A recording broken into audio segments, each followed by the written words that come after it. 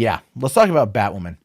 Let us talk about Batwoman. So the full on trailer dropped for the new series today. The trailer dropped for the new series, and it right now on YouTube is number 3 on trending, and it's, man, I tell you, the best way I can describe this trailer is bad, right? It's pretty bad is what this trailer is. It looks better than most of your Greg Berlanti produced shows because, the Arrowverse type stuff usually looks pretty good, or it looks TV-ish, but this has nice looking cinematics, even though some of the up close stuff does look a lot like a TV show, like what you would see on Arrow for the most part. But other than that, it just looks bad. And not just because of Ruby Rose and her portrayal. I mean, like, even look at what we're looking at here. It's just like the acting looks bad, the lighting looks kind of iffy, the sets look kind of crazy. And, then of course you got the attitude here from her, and obviously we're going to see a lot of what's going to be happening with her character. We get the lesbian situation here, which again, I have no problem with that, by the way. A lot of people out there might be complaining, oh, it's going woke because she's lesbian. I don't really care about that at all. Love is love. Love who you want to love, provided they're of age and is consensual. And that's where I stand on a lot of issues. I don't care about that, period. I don't want that to be an issue. I'm afraid some people might make it an issue. But what they will make an issue on is very, very, very much, very, very, very much the lines that she uses. Because, I mean, I will say, though, the violence in these scenes do look pretty good. When she's fighting a lot of guys, it looks pretty good. And this is all from the pilot episode. This whole trailer is cut strictly from the pilot.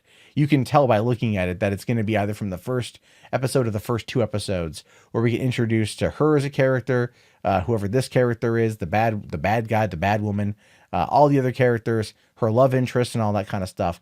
And there's going to be a lot of fighting. And it looks like they are trying to emulate a lot of the Daredevil fight scenes from season 1 and season 2, where like a lot of close quarter fighting, and they want to really kind of make it visceral in your face. And I actually really appreciate that. I do appreciate that they are going for that type of aesthetic.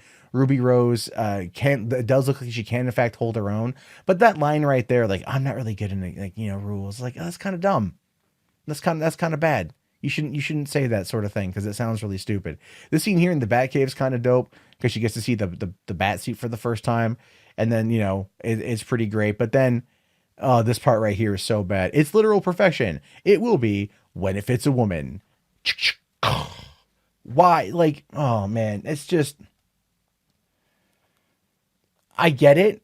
This is the problem with this kind of stuff, is like Cassandra Cain's character cannot be alive, cannot live in her own world without there being an agenda. That's the big problem here. I will say that shot's cool. That shot looked dope as hell. Again, they are going for a lot of effect, but then you got the hero is here. Oh, then what is it? Oh, it Captain Marvel's it to her. Oh, there we go. There we go. That's that's good. That's grand. That's great.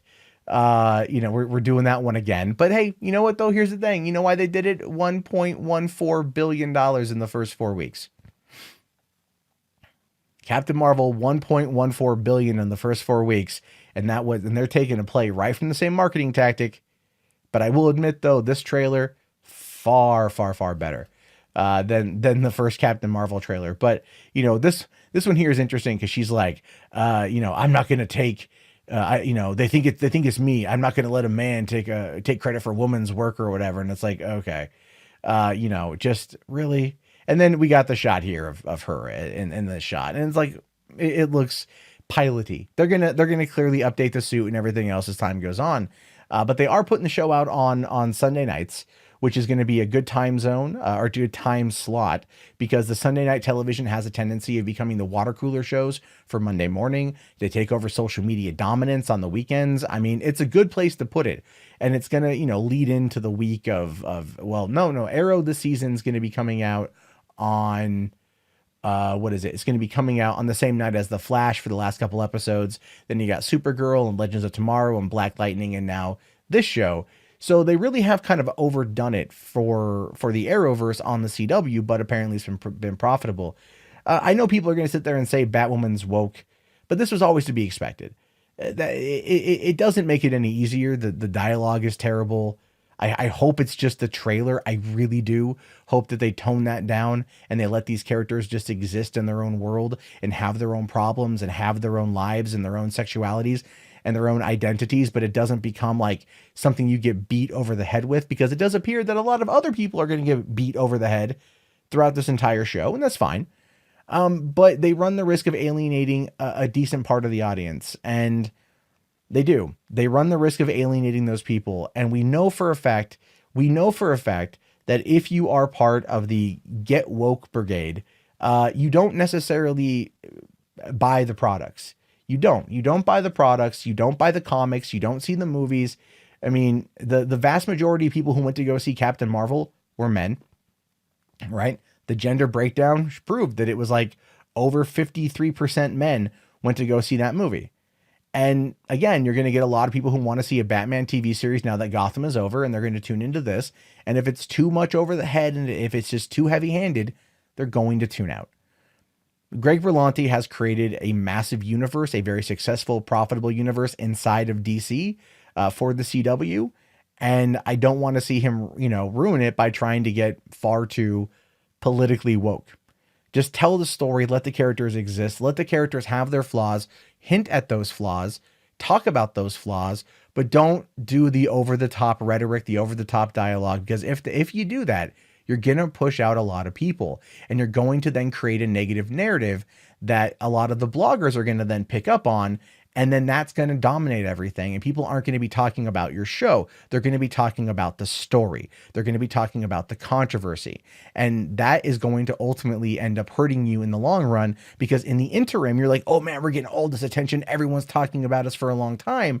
But then it goes away. Whereas with Arrow, there's been ups, there's been downs, but it's had a consistent fan base. The Flash generally is met with very positive reviews. Supergirl is met with very positive reviews. It kind of wavers on a little bit of that woke side, but it's just a couple. It was whatever Supergirl's comments were counteracted by Clarissa Flockhart in the first season, and it made it funny. There was that balance there. So if there's no balance here, again, you're just going to screw things up, and it's only going to negatively impact the show in the long run.